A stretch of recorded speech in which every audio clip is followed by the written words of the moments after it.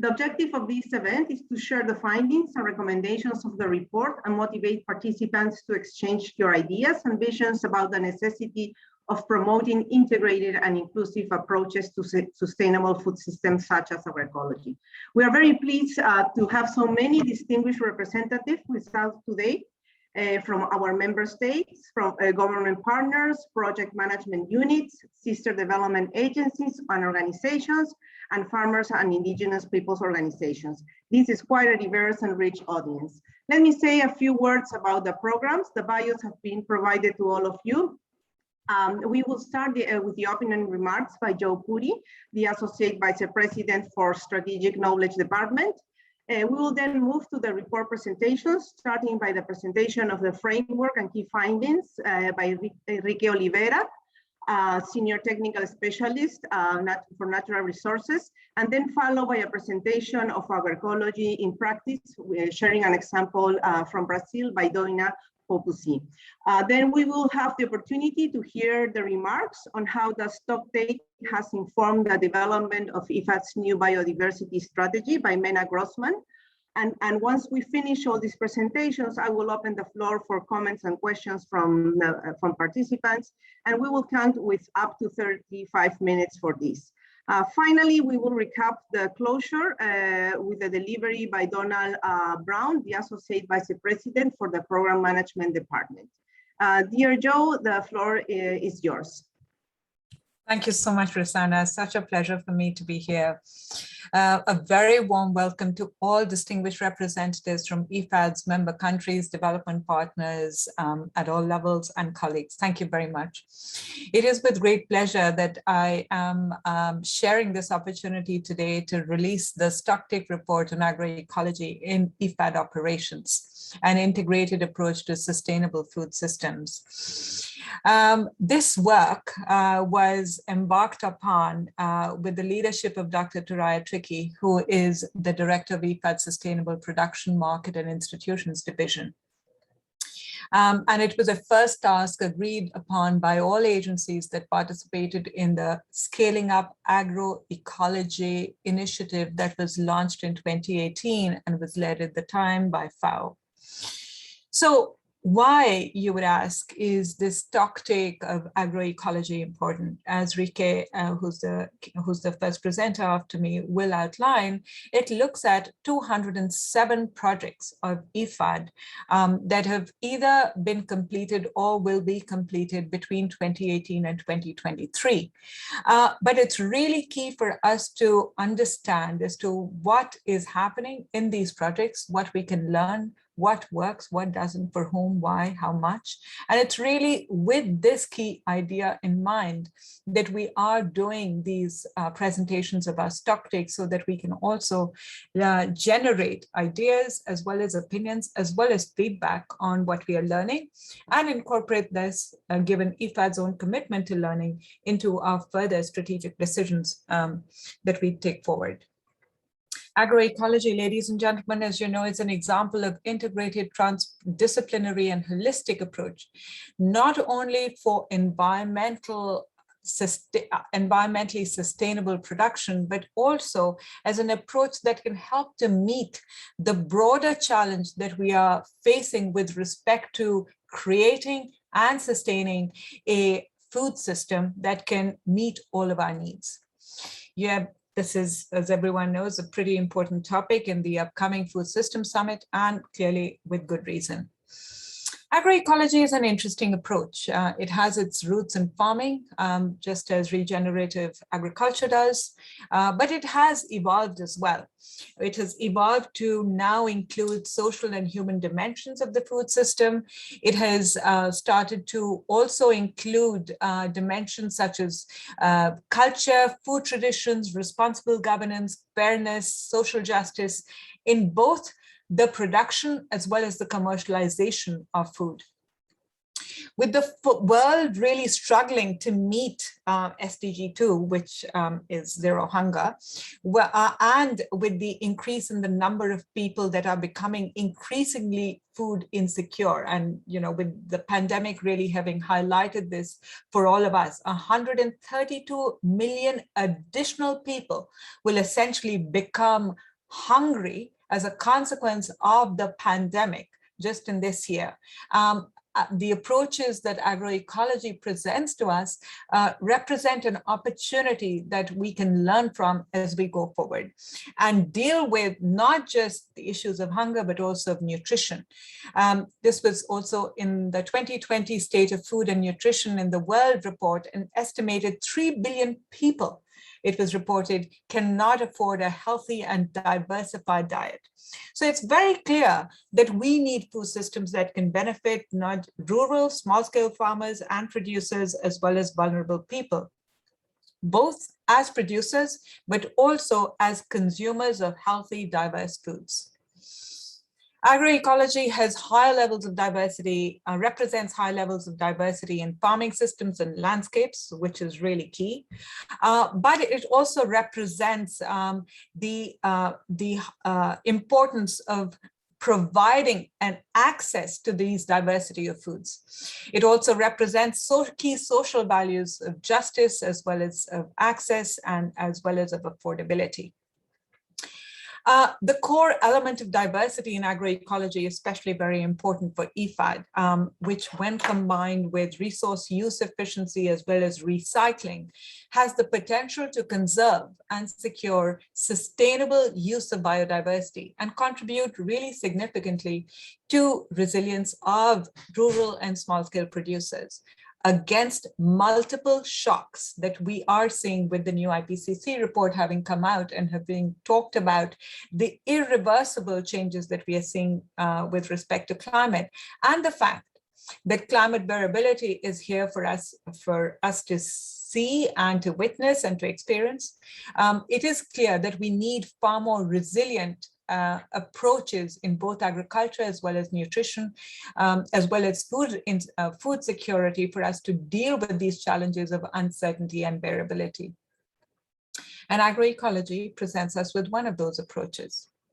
Ladies and gentlemen, it's also a huge opportunity. The timing of this is really a fantastic opportunity because, as my colleague Mena Grossman will lay out, you will have the biodiversity strategy coming to you before the end of the year. And one of the key things that the agroecology stocktake has been really instrumental has been to inform the biodiversity strategy and to inform as to how we can take forward IFAD's own commitment with respect to biodiversity. The president last week at the IUCN conference committed that 30% of our climate finance would have nature-based solutions and/or biodiversity associated with it. So all of this is really coming together to give us the critical momentum that we need to see with respect to the diversity of approaches that agroecology represents for us. With the launching of this report, the exchange with you today, as well as the various partnerships that IFAD is already part of, we are hoping very much that we can engage with all of you to improve our support to small-scale producers and communities to enhance their contribution to, as well as benefits from, sustainable food systems through comprehensive and holistic approaches. Again, a very warm welcome to you. Thank you so much for spending your time with us, and I hope you will learn as much as I have from all of this. Back to you, Rosanna. Thank you, Jo. Thank you very much for your remarks, for explaining so clearly why agroecology is important for IFAD and why we should be embracing it effectively in those investments that we finance in our countries. Now the floor is with Rique, who will be presenting the stocktake report, the main findings. Over to you, Rique.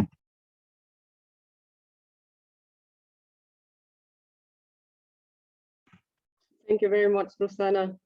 So let me get the presentation mode on. Also, a very warm welcome from my side, and it's very exciting to have all of you here today and finally launch this report that has been a long way in its making. As Jo said, we learned a lot as we went along, but now we can present you what we found. So we will basically divide the presentation in 3 different sections. I will first present the framework we used and the findings we got. Then Doina will present a case of how does agroecology look in practice in an IFAD project. And then I will go back and wrap up around what did we then learn and how are we going to use it for our way forward. So very quick, Joe already mentioned a lot about what is agroecology, but it is a thing that is very much debated. Actually, the high-level panels of expert report that came out with the latest CFS process said that we cannot define it yet in a very clear way. But the easiest way to understand what agroecology is, I think, is to look at its history. So it is old. It's been around for a long time.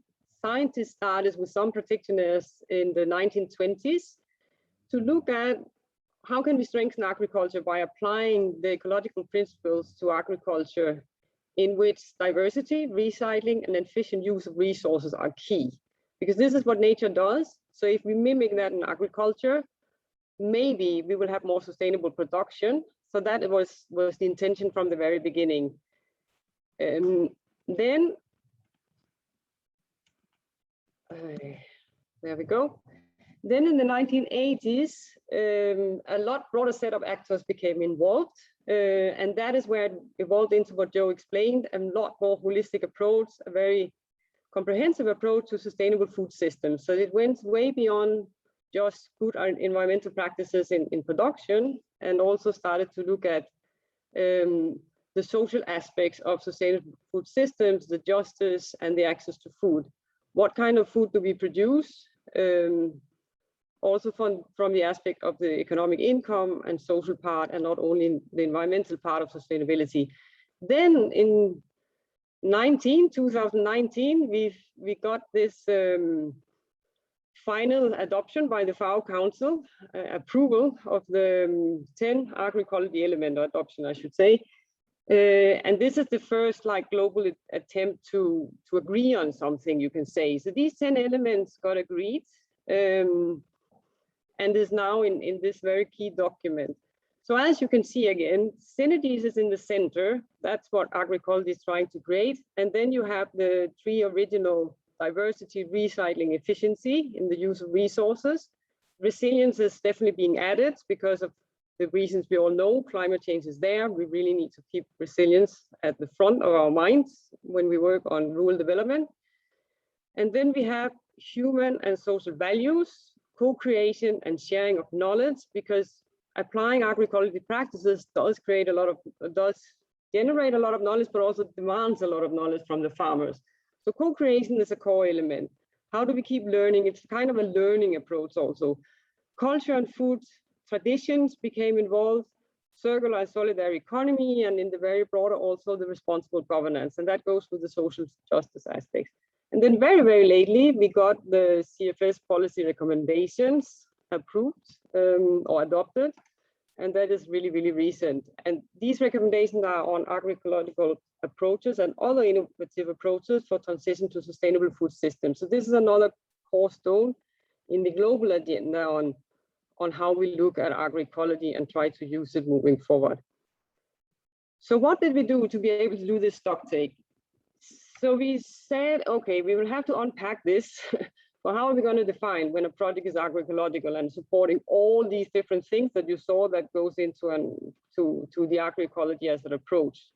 So we basically divided it down into these 4 levels where IFAD normally invests with our government partners and communities and farmers organizations. So the farm level, and then we made a list of activity groups that you can do, or you would do within agroecology at that level. We did the same for landscape level, listed out all the activity groups that is captured within agroecology, and then we did it for these more innovative ways of working on connecting consumers and producers to markets supporting agroecology. And then in the end, we also put in the higher level policies, instruments, services supporting agroecology. And for each one of them, we have these activity groups, and these are the ones we analyze and look for in the project. Trying to see if I can get this away.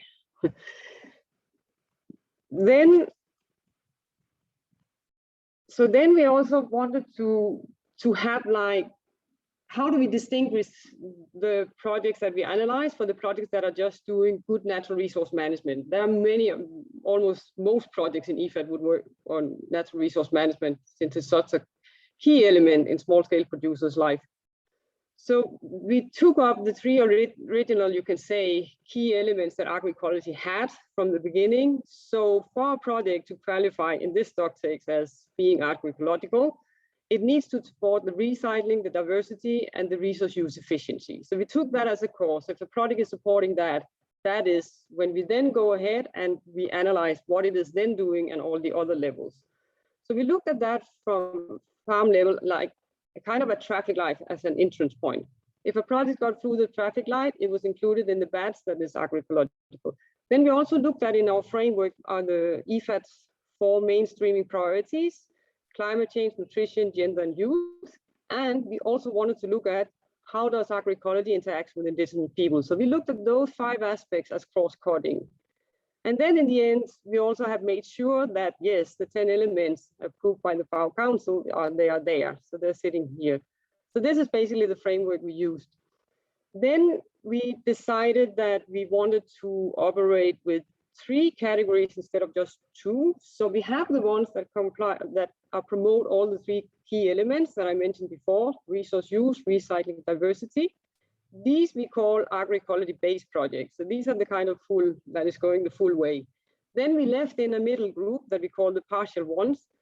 So these are the ones that promote 2 of the 3. So you can say that they are in transition to agroecology. Being in transition is a very core element in agroecology as well. So we let those in as well because we wanted to have a look at them as well. And then we have in IFAD projects, a lot of projects that would support, because our projects are demand driven. So it might be supporting agroecology with some of the participants in the projects or some of the beneficiaries, but not all of them, because it is demand driven. So it depends what the farmers organizations or producer groups we support wants to do. So those we also included as partial. And then we have the last group, which is the one that has only one of the 3 elements or none. So this is the, so these 3 categories is going throughout our stock take, as you will see. Then, as Joe already mentioned, the stock take was made on this sample of all projects ending between 2018 and 2023. Why this sample? So for the people who don't know, IFAD invests through the governments, or with the government as partners, and our projects are put together with different financing sources. As one source will come from IFAD, but then a lot of other sources come. Government put in money themselves, the beneficiary will put in money. We have other development partners that may join in. We can use climate financing, and that's all packaged in one project. That is what we call a project. So these projects can be everything between 15 million and 100 million. So it is investment projects.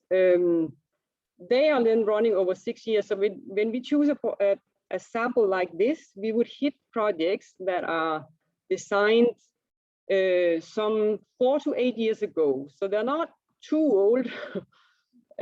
So that's why we chose that, because we also wanted to see if we could capture some of the ones that are so far that they're about to close.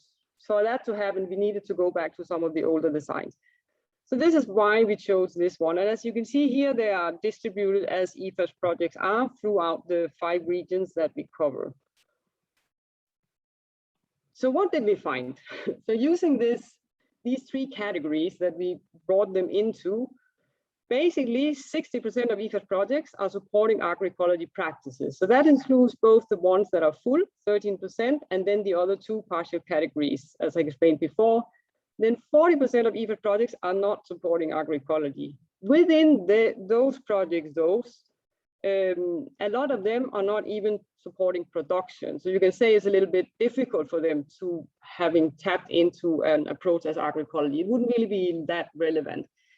So at the end, taking those out that where it wouldn't be relevant, we could say 23% of IFAD projects could actually have supported agroecology and are not doing it. So this is quite a positive result in that sense. Then we looked at the financing, and there it looks quite different in a sense, because more than 2/3 of the total financing analyzed goes to non-agroecology projects. So it's clear that they take off the bigger share.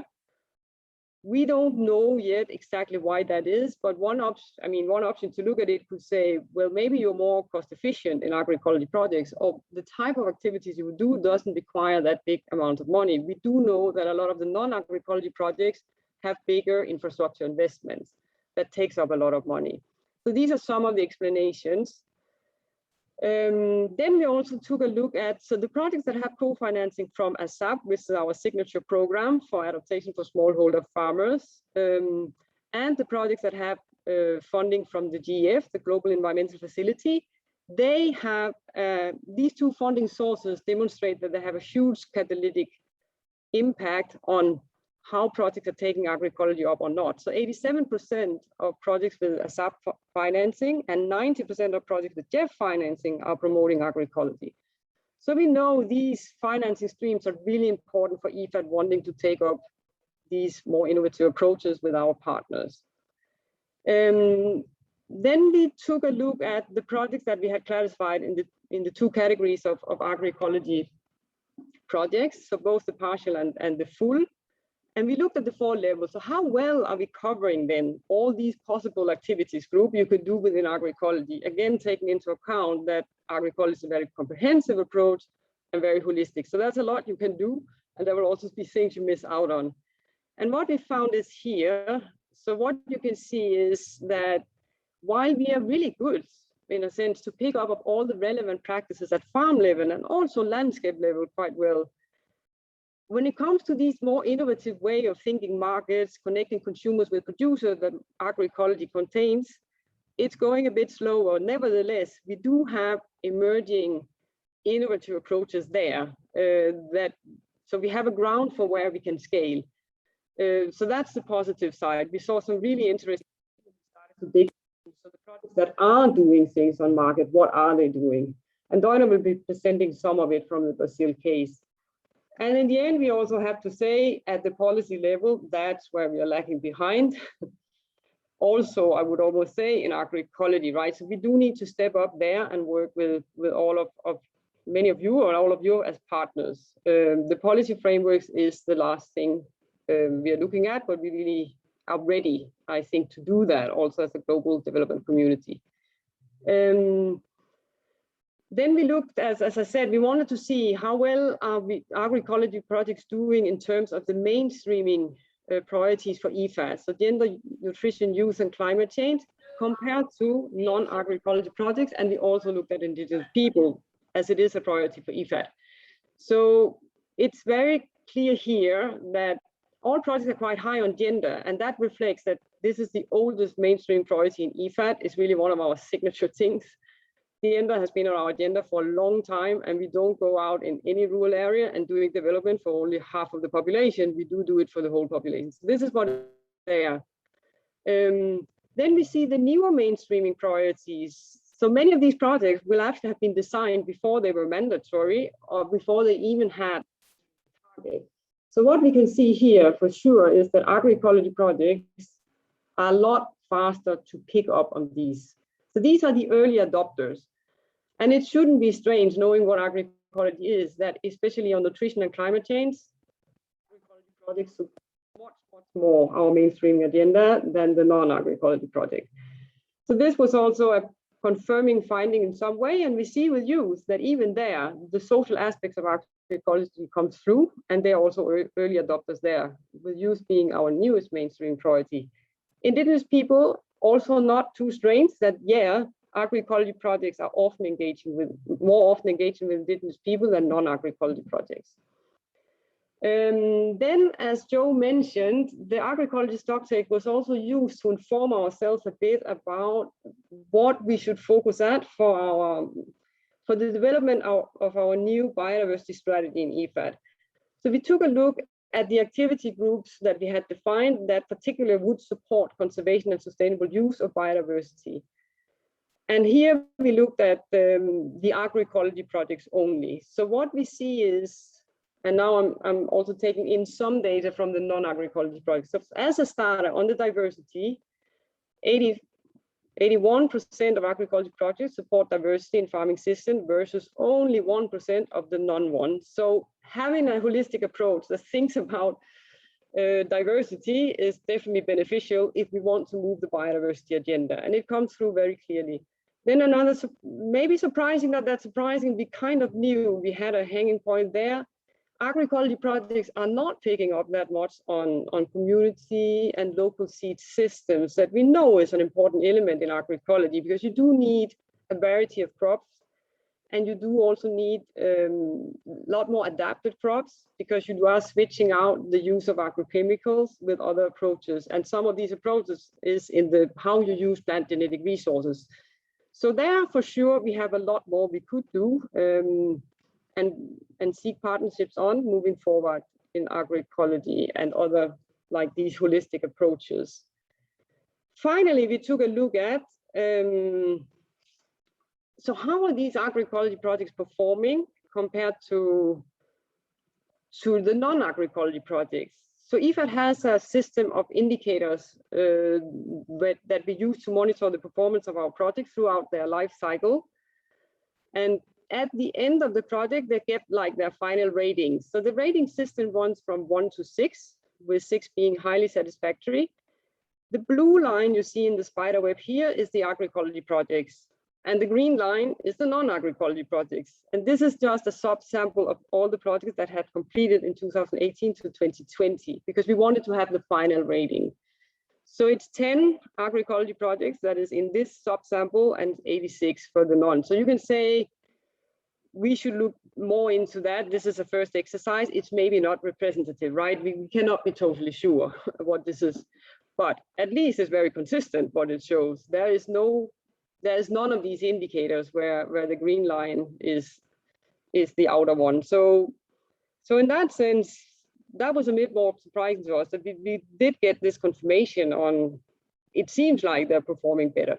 The indicators we chose in our system was the ones that are more relevant for sustainable food system, because that's what we wanted an answer on. So we didn't include all of them. But looking at those, this is what comes out. So very interesting there. We can see, like for many IFAD projects, we are falling a little bit towards moderate unsatisfactory in what is sustainability and effectiveness. So there we should work more also in our agroecology projects, for sure. Now I'll hand the floor over to Doina, who will take you through the Brazilian case. Over to you, Doina. Thank you very much, Rike.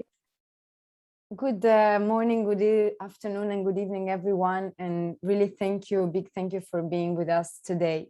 As Rike was saying, I will be presenting an example of an IFAD-supported project that is adopting an agroecological approach to reach its development effectiveness. It is called the Rural Sustainable Development Project in the semi-arid region of Bahia, located in the northeastern Brazil. Next slide, please. The project is an ongoing project, and it's co-funded by IFAD in collaboration with the state of Bahia. It's benefiting about 70,000 rural families, including women, youth, as well as traditional and indigenous communities.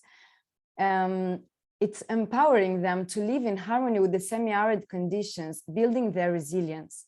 It is implemented across 32 municipalities, comprising of 115 different rural territories.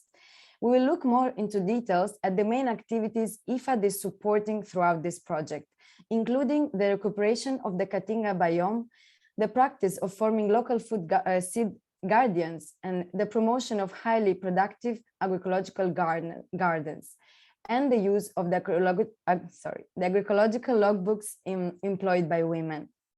We will then look at the innovative marketing strategies and the use of a territorial approach to achieve sustainable and local food systems in Bahia. Next slide, please. So as we were mentioning about the restoration of the Caatinga biome, which is a desert forest typical of the northeastern region in Brazil, consists in training local communities in recovering degraded areas through land restoration and biodiversity conservation, reestablishing soil cover with native vegetation, as well as developing nurseries and promoting sustainable agroforestry systems using native species. as well as the introduction of efficient renewable technologies, including eco-efficient stoves and biodigesters, as well as water reuse systems for the gardens, and the construction of cisterns collecting rainwater for domestic consumption. These major practices recuperate and conserve the biodiversity and ecosystem services of the Caatinga. This integrated approach is also highly remunerative, as we can see in this example, provided thanks to the LUME methodology.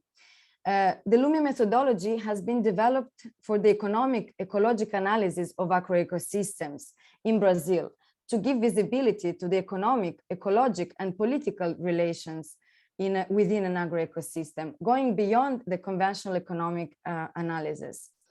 The Marizeta agroecosystem, representing one family, is composed in this case by 3 subsystems. The first one, the backyard subsystems, of a dimension of 0.5 hectares. Then the Rosado collective subsystem, in which short cycle crops are planted in 10 hectares during the raining seasons. And the third subsystems, which is the collective Fundo de Pasto, with 5.2 hectares for pasture out of 140 hectares in total, guaranteeing animal feeding. So throughout the LUME methodology, it was calculated that the monetary profitability of such agroecosystem, meaning the ratio between the invested and the produced capital at the end of 1 year at the end of one agricultural year, represents a remuneration of 1.53 Brazilian real versus every one Brazilian real invested, meaning that this is a remuneration of 53% more of what has been invested. Next slide, please. We can also see that throughout the project, IFAD-supported gave support to 420 seed gardens, engaging more than 1,000 families, including women and youth, in collecting, storing, replanting, and sharing seeds through collective seed banks, providing more than 235 varieties of native Creole seeds, contributing to conserve agrobiodiversity and preventing biodiversity loss. This experience contributes to income generation, as the commercialization of these highly demanded seeds fetch higher prices and new local markets. Importantly, producing highly diverse crops improve the food and nutritional security of families and consequently improves their health. The practice then promotes climate change adaptation by increasing communities' resilience to the harsh semi-arid conditions and preventing ecosystem degradation. Next slide, please. Now we're going to talk about another strongly contributing activities to income generation, nutrition, and climate change, which is the use of the agroecological backyard gardens managed specifically by women. They adopt a resilient garden model with a variety of food and fodder crops and native adapted trees, integrated often with aviculture and small livestock breeding, using agroecological cultivation practices combined with nutrition education. Results show that this type of gardens already increased production to 55% of families. They contributed to the adoption of new practices by 93% of families and increased value of products generated by productive investments by 54%. And they also enhance nutrition and recover ancient traditions of donation and exchange of food and seeds, contributing to the construction of efficient local food supply systems. Linked to this are the agroecological logbooks, which are a methodological tool to render women's work tangible. It is a simplified tool measuring the agroecological production of women who record what they sold, donated, consumed, and exchanged, also contributing to the monitoring and evaluating systems of the project. Now we can also quickly move, unfortunately because of time constraints, to the next slide to give a quick look at the innovative marketing schemes. Here we can see that the project adapted the certification of organic and family farming labeling, the participatory guarantee systems, as well as the Economia Solidaria marketing strategy involving traditional communities and indigenous peoples, as well as public procurement programs and conventional markets in a partnership with private sector. Very importantly, and this is my last point, the project was promoting an territorial approach. Next slide, please. The territorial approach was capable to create forests for public policy and policy dialogue processes. But now I will give the floor to back to Rike. Thank you. Thank you very much, Doina. Okay, sorry, it's freeze a bit, my presentation. So the way forward. So very short, I already told what we learned. So agroecology is strongly contributing to mainstream priorities. That's what we saw. It also performs well on key indicators linked to inclusive food systems. So this is a good starting point that tells us, yes, we should use these holistic approaches if we want to step up IFAD's work on sustainable food systems, which we all want nowadays, of course, also with the food summit coming up, but not because of that, but because of the challenges we face. So these holistic approaches, in particular in areas where food insecurity is maybe the key development problem that we have, these holistic approaches are very beneficial. So this was one thing. So we need to keep working on that and including these type of approaches and not think of a single line of production can solve the issues.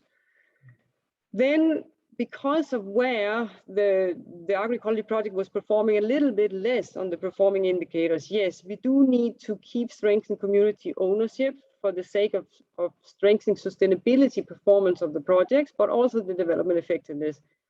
So community ownership, responsible governance, and enabling service and policies is what is maybe lacking, as we also saw in the analysis of the 4 levels, if we want to push further the sustainability and the development effectiveness. So this is another aspect where we need to look at and work more systematically on.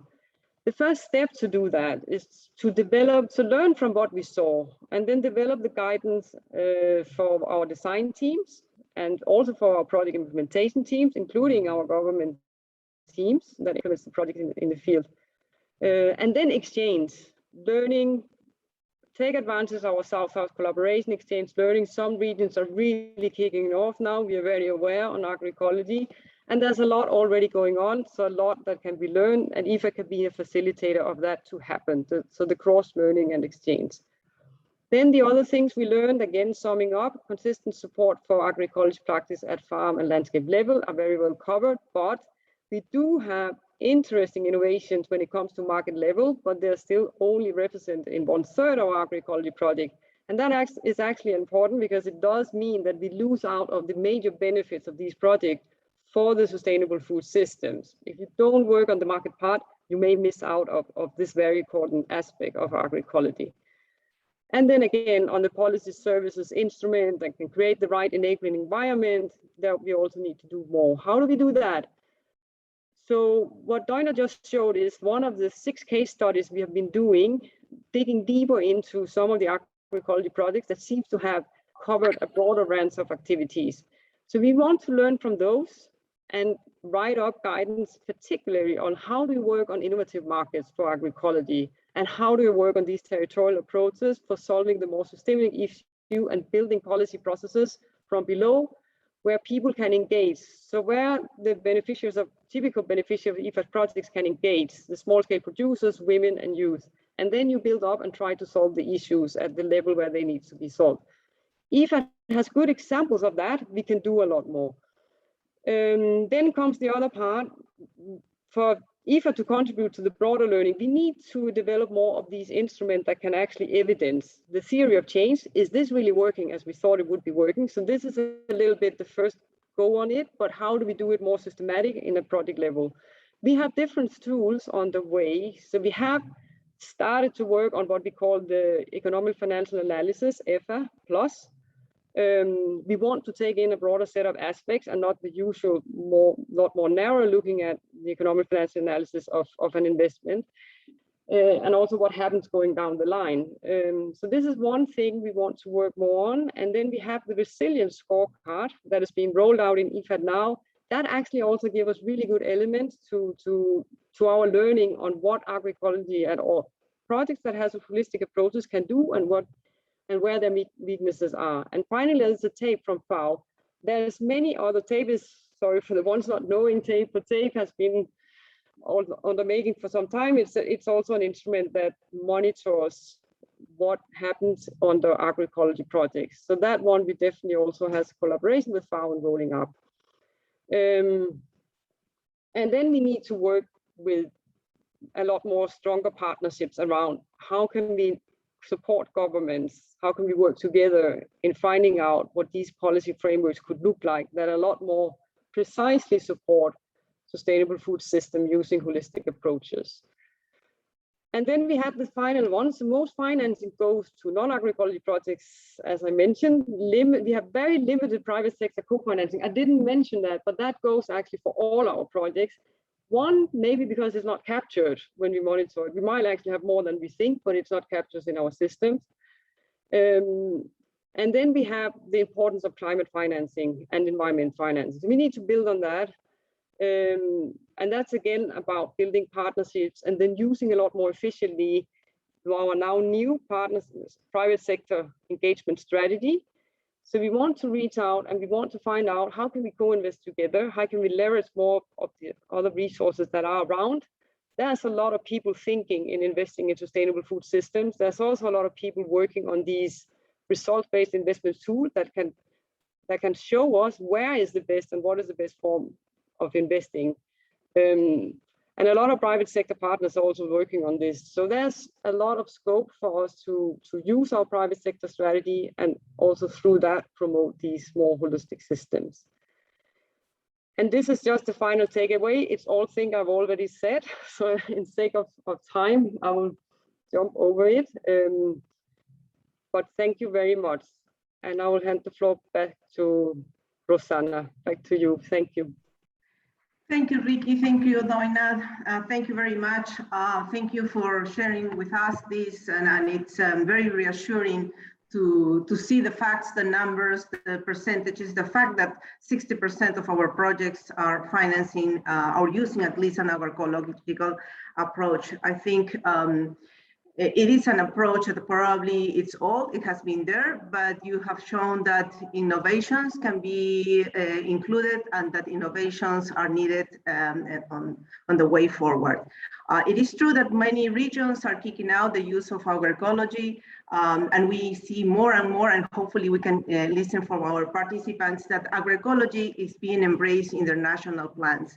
So let me now pass the floor to Mena so she can give us a brief a summary on how the stocktake has informed the preparation of IFAD's new biodiversity strategy. Mena, the floor is with you. Perfect. Thank you very much, Rosanna, and good afternoon to everyone. And first of all, I'd really like to congratulate Ricky and Doina on this excellent presentation and really incredible report. I think there's so much in this, and I really would encourage everyone to read the report in great detail. And I'd also like to thank you for inviting me here to raise a couple of points on how the agroecology stocktake has contributed to the development of IFAD's biodiversity strategy. So, as many of you know, IFAD is currently developing its first biodiversity strategy, which will be submitted to the executive board for approval in December. And the tool is really, the biodiversity strategy is really a tool to step up and guide IFAD's operations in the coming years. And the purpose of the strategy is to facilitate a more systematic, strategic, and widespread integration of the protection, the sustainable use, and promotion of biodiversity in IFAD's operations. And it also builds on the IFAD strategy and action plan on environment and climate change that we already have, and into which the strategy will be integrated in a next cycle. So I'd like to raise 3 points on how the agroecological stocktake has informed the development of the strategy. So first of all, the agroecological stocktake has shown a positive correlation between integrated and holistic approaches and the sustainable use of agrobiodiversity. So as Rike already mentioned, projects adopting these holistic approaches were more likely to have diversified production systems. And likewise, agroecological projects were also more likely to integrate IFAD's mainstreaming themes, particularly climate change and nutrition. So as we can see, there's a lot we can learn from these holistic approaches, and this is why we've integrated this very strongly into the biodiversity strategy. Secondly, the agroecological stocktake has also identified areas where IFAD can strengthen its work. And this is, for example, the case of policy engagement and also market level interventions for agroecological biodiversity friendly produce. And so this was also supported by our various consultations we did for the development of the strategy that highlighted the need for IFAD's increased policy engagement to raise demand, support, and awareness for biodiversity and the importance of it in rural development. And this is also why we've really put a strong focus on policy engagement and the analysis of innovative approaches for markets within the strategy. Then lastly, the database that was developed for the agroecological stocktake also formed the basis for a biodiversity stocktake that we undertook on a subset of the projects that Rike and Doina analyzed. And what we found is that although IFAD has a long experience on supporting rural communities in restoring and managing their natural resources with important benefits for biodiversity conservation and sustainable use, it doesn't always monitor or render visible the impact the projects have on biodiversity, as well as the multiple benefits of biodiversity for enhancing rural livelihoods.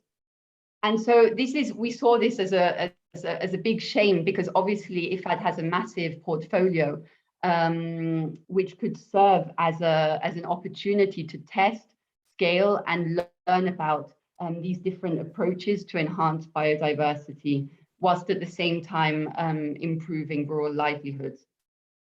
And so in response to this, the strategy seeks to enhance IFAD's knowledge about what works in biodiversity and strengthen the quality of its projects through the testing of innovative tools that monitor project impacts on biodiversity and ecosystem services, as well as incorporating the public good costs and benefits derived from promoting biodiversity.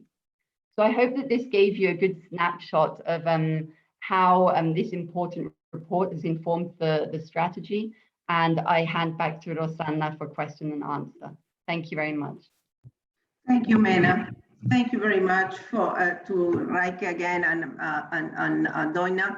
Now I'm going to open the floor for comments and questions. I invite you to either raise your hand and also to provide comments in the chat, although I think that raising hands will be much more interesting. And hope that you have learned and these presentations have inspired and motivated you for an interesting discussion. So I will be taking 5 questions at a time and then pass to the panelists. I think I have, I see Franz first. Franz, the floor is over to you. Mr. Fournel. Oui, bonjour, merci beaucoup. J'espère que vous m'entendez. Je voudrais tout d'abord, évidemment, je ne peux pas commencer sans saisir cette occasion pour féliciter Joe Pourri pour sa nomination comme vice-présidente adjointe du FIDA qui a été annoncée hier. Je tiens à l'en féliciter et lui dire combien nous serons heureux de travailler avec elle, de continuer à travailler avec elle dans ses nouvelles fonctions. Je remercie par ailleurs le FIDA pour la présentation de ce rapport et de ce cadre d'évaluation pour l'agroécologie dans son portefeuille.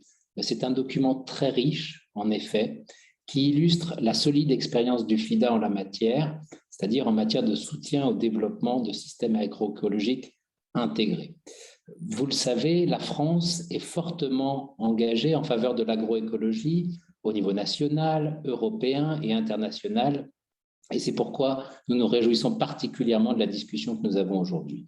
En particulier, dans le contexte du sommet sur les systèmes alimentaires qui se déroulera dans une dizaine de jours, la France soutient fortement une coalition pour l'agroécologie et je serai rapide pour 3 raisons majeures.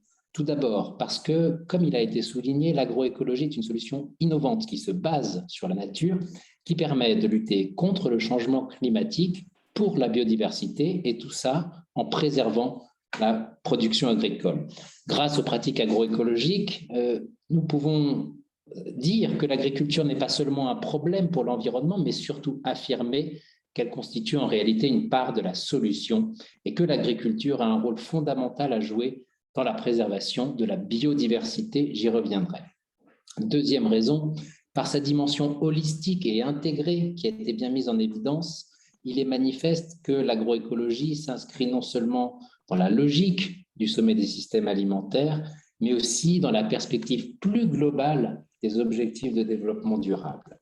Enfin, troisième raison, là encore, comme souligné dans le rapport, l'agroécologie permet, je crois que c'est très important de le souligner, de bénéficier aux populations qui sont au cœur du mandat du FIDA, c'est-à-dire les petits agriculteurs pauvres vivant en milieu rural, mais aussi les personnes vulnérables. En ce sens, l'agroécologie peut améliorer considérablement le quotidien des jeunes et des femmes et être un moteur de changement économique, écologique et sociaux.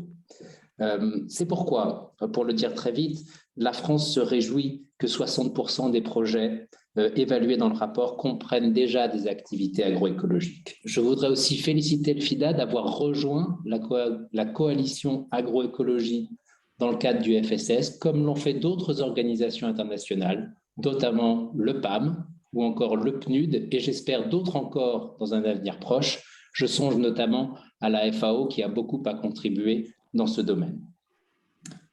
La France soutient également aussi de nombreuses initiatives, je ne les mentionnerai pas toutes, mais quelques-unes. L'accélérateur de la Grande Muraille Verte au Sahel, ou encore la plateforme de partenariat pour la transformation agroécologique, la TPP. C'est aussi le cas, par exemple, de l'initiative intitulée Scaling Up Agroecology, qui est portée par la FAO, ou encore l'initiative 4 pour 1000. Ayant dit cela, je voudrais souligner 2 choses en conclusion. Un commentaire et tout d'abord le commentaire. Nous soutenons les recommandations qui figurent dans le rapport en conclusion, notamment celles qui visent à faire de l'agroécologie une des manifestations de l'approche intégrée dans la conception et la mise en œuvre des projets du FIDA. Et nous le faisons notamment en étant frappés de constater que dans toutes les dimensions, les projets agroécologiques ont une surperformance par rapport à la totalité du portefeuille. Et j'en viens à la question, j'ai pris bonne note du lien évident qui unit cet exercice sur l'agroécologie et la future stratégie de biodiversité du FIDA en décembre, mais au-delà même de cette période 2022-2025 qui correspond à FIDA 12 et à la stratégie, comment envisager qu'au-delà de cet horizon, pour FIDA 13 et au-delà, la biodiversité et l'agroécologie comme technique permettant de la favoriser puissent devenir éventuellement l'une des thématiques transversales pour FIDA 13, comme le sont le climat, la jeunesse ou encore les femmes dans FIDA 12 actuellement. Voilà, j'ai été un peu long, mais le sujet est passionnant et je vous remercie de m'avoir écouté.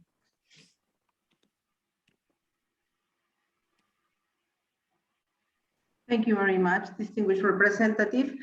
Let me give the floor now to Ambassador Zamora from Costa Rica. The floor is yours. Muchas gracias, estimada Rosana, querida amiga. muy amable por concederme la palabra. Costa Rica recibe con mucho gusto este tipo de información. Me parece una presentación bastante completa que han hecho todos los expositores. Como muchos de ustedes saben, el FIDA lo sabe bien, Costa Rica es promotor de este tipo de iniciativas donde hemos insistido en todos los foros que los proyectos, que se le den prioridad a los proyectos en todos los foros multilaterales, a los proyectos que tengan que ver con el sostenimiento ambiental, la sostenibilidad ambiental.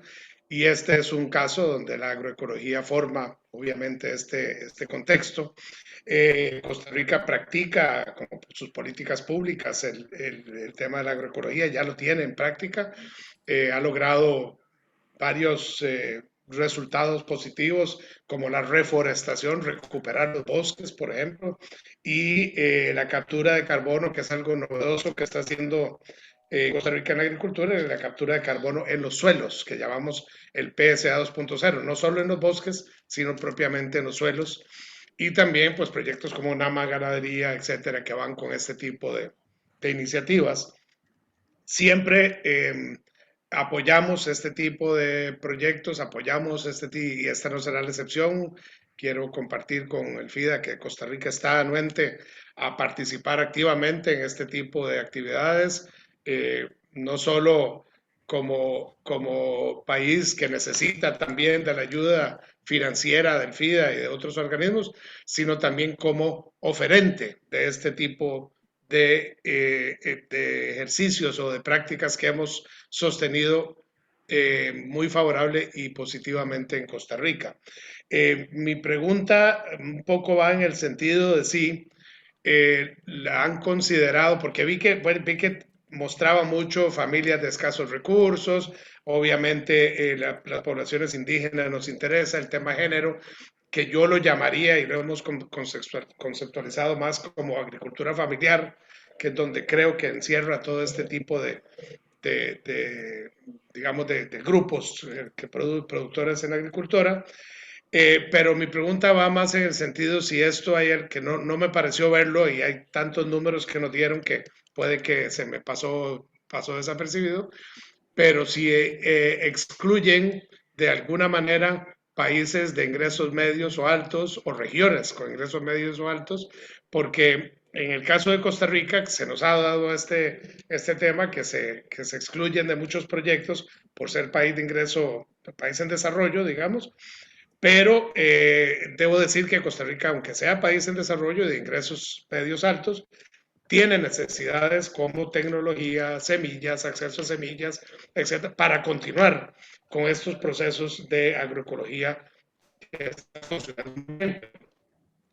Aunque las políticas públicas del Estado van dirigidas a esto, estamos requiriendo también financiamiento, acceso a semillas, a tecnología, etcétera, que es lo que... Entonces quisiera estar un poco claro si este proyecto que están presentando se contempla en algún tipo de economía específica de los países o es generalizado, porque a mí me parecería que lo justo sería que se premie a aquellos países que lo estamos haciendo bien y obviamente se ayuda a los que todavía no lo están haciendo, pero que se premie y no se excluya a los países que lo estamos haciendo bien. Ese es el caso, ese es un poco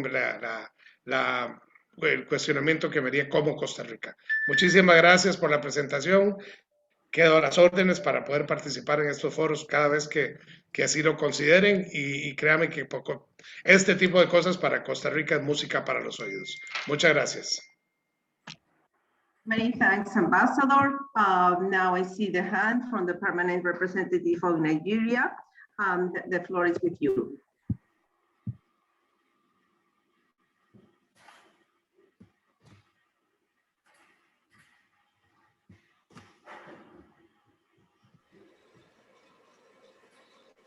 Chairperson, I think you've given the floor to Nigeria.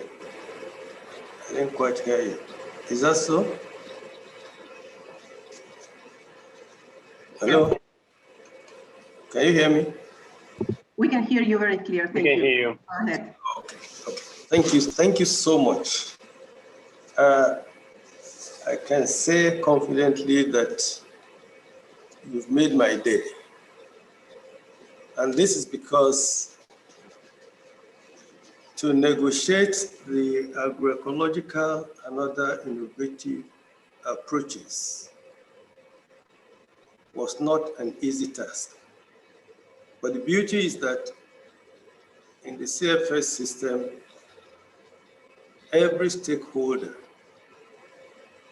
stayed on to the very end. And I really want to thank Ricky and her colleagues that backed us up as technical experts. But more importantly, is that when members of the board and whosoever is interested in progress makes it a point of duty to go out in the field and see the tremendous work being done, I think probably our doubts, our anxieties in the boardroom will diminish. As I said, this is very encouraging. My question is a simple one. It's good, above average, to have 60% integration of agroecology in IFAD programming. When are we going to get the 100%? That's number one. Number two is that, yes, they are all samples. We need scaling up in individual countries. And if I may say, in all the countries. I'm not unaware of the battle that has to go on between those who believe in agroecological solutions versus the others. But I have seen it that there are no others. We're all working together. We only need to give space for one another. But more importantly,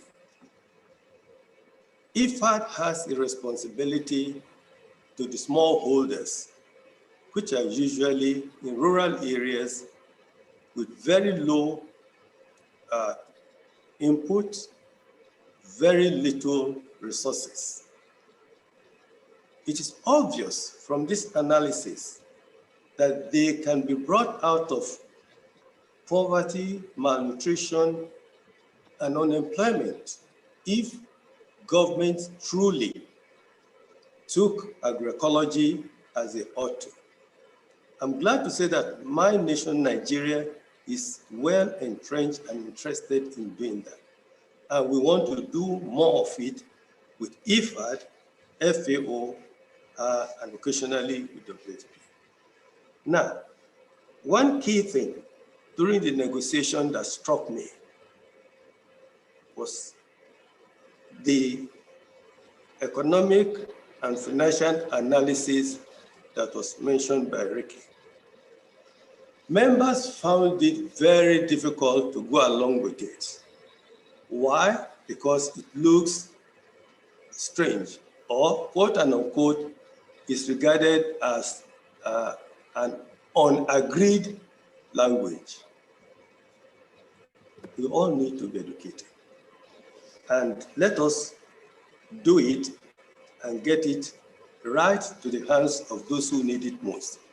Saving our environment, saving our resources, especially the bioecological diversity, is one thing that is our responsibility. Nature is fighting back, and we need to do what is right at the right time. Thank you. Out and over. Thank you very much. I don't see more hands, and so while we gather from the chat, let me summarize some of the questions and comments we have received and pass the floor to Ricky and Tim. So, Enrique, you have the first intervention in which you had this interesting and challenging question about what will happen in IFAD 13 in terms of biodiversity and agroecology, to have them become the real cross-cutting themes for IFAD. The second one on Costa Rica regarding what will be the approach or how this strategy will be implemented, and if this strategy it's going to be implemented according to income size of the countries. And finally, the intervention by the representative of permanent representative of Nigeria, and how important is agroecology, and how we need to make sure that this is serving the most needs and the poorest of the poor in the rural areas. So over to you. Thank you, Rosanna, and thank you a lot for the interventions. Yeah, so on the IFAD 12, IFAD 13, as you could see in the stock take, what we are trying to do is to say IFAD already has 4 very key mainstreaming priorities, right? But it's very important that we then look at what kind of approaches, what kind of thinking best support those 4 as overall goals, right? So we do want equal development where also women are empowered and get more economic inclusion. And the same, there are reasons for those 4, right? Where we see that they're kind of an overall level, what do we need to get to? So the way we looked at agroecology in the stock take was more to say, how does an approach like agroecology that is so holistic, interdisciplinary, how does it support the type of work that IFAD is wanting to do?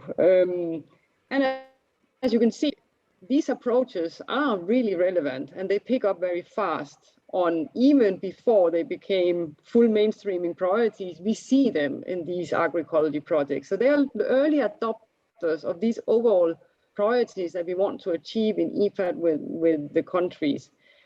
So in that sense, I think we need to think, do we need more mainstream priorities, or do we need mainstream priorities and then the right approaches below, right? And now it's going to be also supported by our biodiversity strategy, and Joe can probably say a lot more about this. So we more see agroecology sitting there as the approach that can support these higher level strategies that IFAD wants to work with.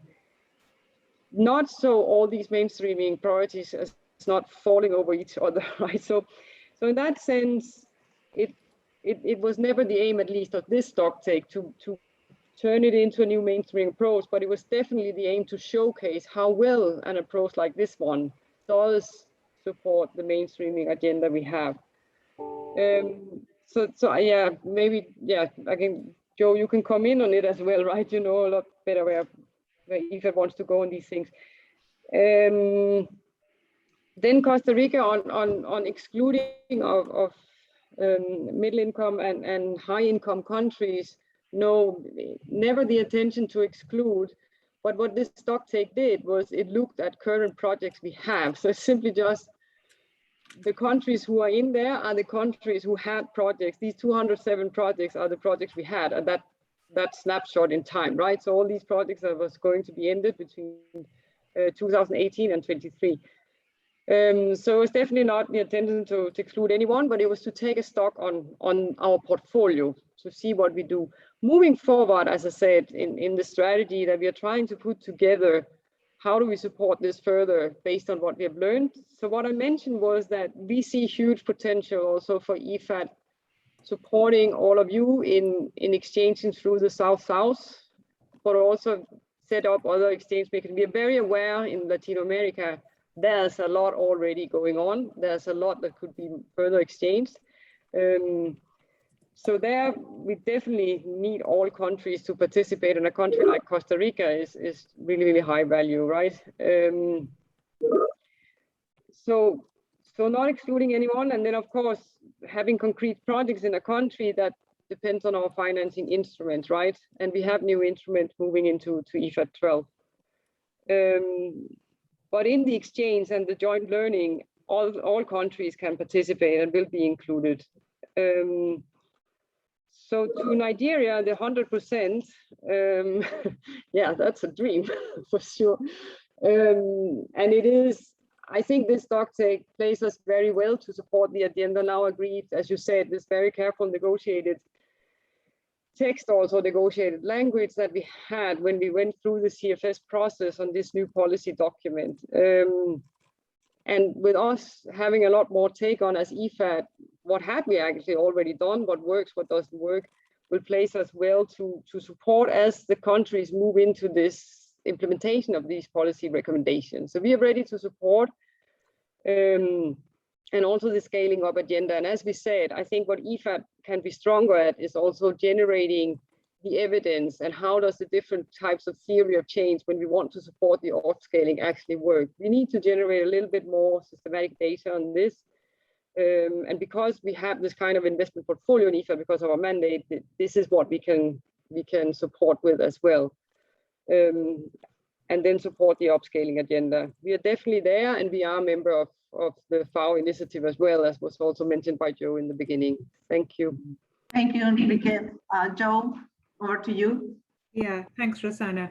Thank you so much, Member States, for your very good questions. And perhaps I can come in a little bit to also give a line of sight in terms of what IFAD is planning. We're in consultation with all of you, of course, but I think in tune with some of what Rike said, I think there are a few things that we should underscore very strongly. One, agroecology is still, in terms of its definitional space, is still being defined. It's a very fast-moving field, but it is clear that we still have to take stock of what it means and what the boundary conditions are on what is agroecology, what is not, how it intersects with a whole lot of other similar approaches. So with with consideration from all of you, the one thing that I am going to ask you to consider is that the evidence that Rike has presented through the stocktake, first, is not causal evidence, right? A lot of the attributes in terms of performance of projects are correlations. That is, in the projects where we are seeing high performance, where we are seeing very good attributes of those projects, they have agroecology as a component.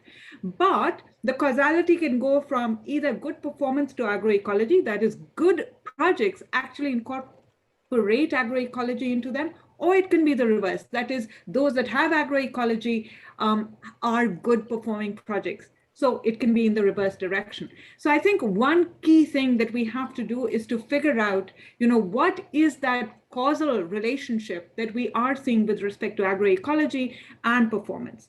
After having done that, and I think it's really important for us to be thoughtful about this, the biodiversity strategy, for this reason, is taking a very phased approach.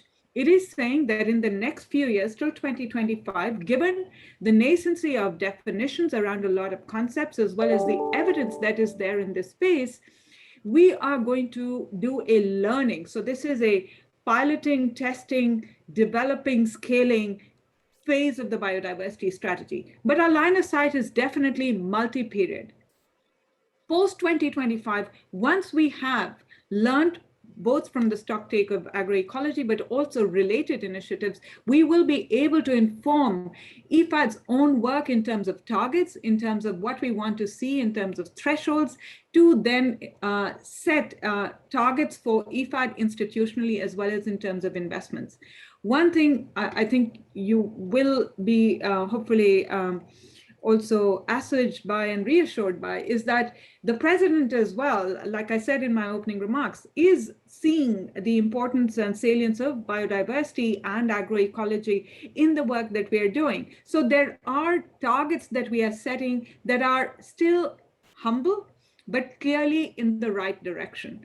So I think what I'm going to beg for consideration is that I think we shouldn't jump the gun. We should look at the evidence that's coming out and then put in some of the targets. And that's what we're aligning for in the biodiversity strategy as well, ladies and gentlemen. Thank you, Chair, and back to you. Thank you, Joe.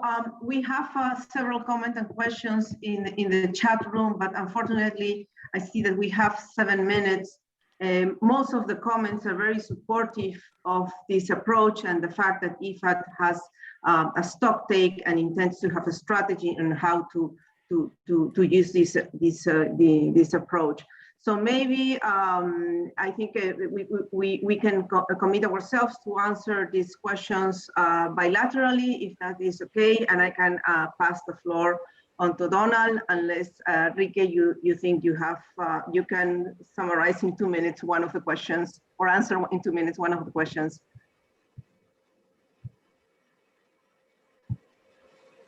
No, I think we can pass the floor to Donald, and we will come back to everyone. Yes, wonderful. From my side, yeah. Thank you very much. And sorry for leaving some with unanswered questions, but we stand ready to support you with the answers. So the floor is over to you, Donald. Thank you, Rosanna, and thank you to everyone. I will certainly not be trying to respond to the questions. Thank you, as I say, everyone, for the active participation today, both in terms of the presenters, but also in terms of all the questions, both on the chat, but also the ones we've had in plenary. I mean, I'm glad to see that this stock take has really helped spark the conversation, and as well as demonstrate, how much we're trying to do in this area and how we do need to invest more in areas such as agroecology to ensure we have a sustainable approach to food systems. For IFAD, this stock take, is a signal of our commitment to promoting sustainable food systems, as well as our own commitment to learning how we can do things better and promoting innovation. And I think, as has come out clearly today, investments in agroecology are a powerful tool to support governments, small-scale producers, agribusinesses, and communities in transitioning to sustainable food systems, which is obviously especially important in the light of the various challenges that we see every day on the news, but also the increasing challenges faced by rural people. And in terms of the challenges posed by climate change and malnutrition, one of the key takeaways for me today is the importance of agroecology, and often, that we see that early adopters have really made a lot of progress. But I'm also taking away the need to do better in terms of supporting farmers, not only on the production side, but on the marketing side of agroecological products.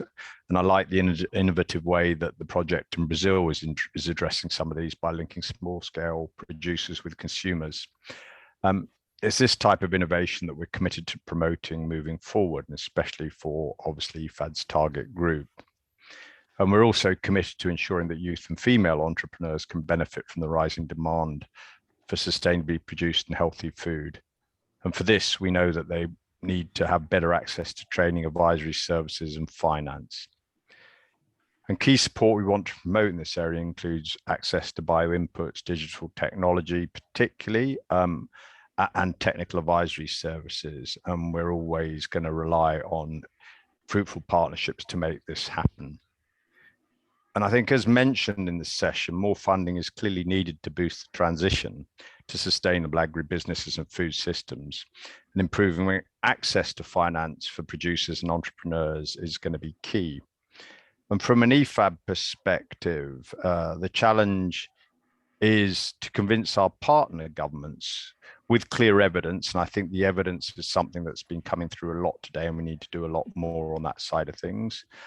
Not only of the importance of agroecology and sustainable food systems, but actually that this is backed up by actually investing in them, because of course, IFAD responds to government priorities and demands. It's not something we push on to governments, we respond to. So the first challenge must be to convince all our partner governments of the importance of this as something that they should invest in and borrow for.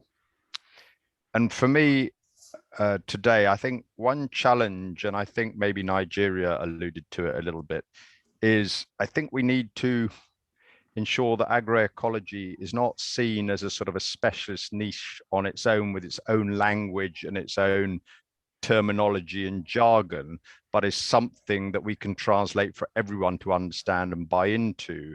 And I think we talked quite a lot about agroecology projects today, but I actually think the challenge, and I think it has come through a bit today, is not about specific agroecology projects, but about better integrating agroecology into all our projects and really learning the lessons on this aspect rather than making them stand out on their own. Because success for me is that this is an area which we see across the portfolio, you know, as subcomponents in projects, as specific things, rather than that you have to have an agroecology project on its own.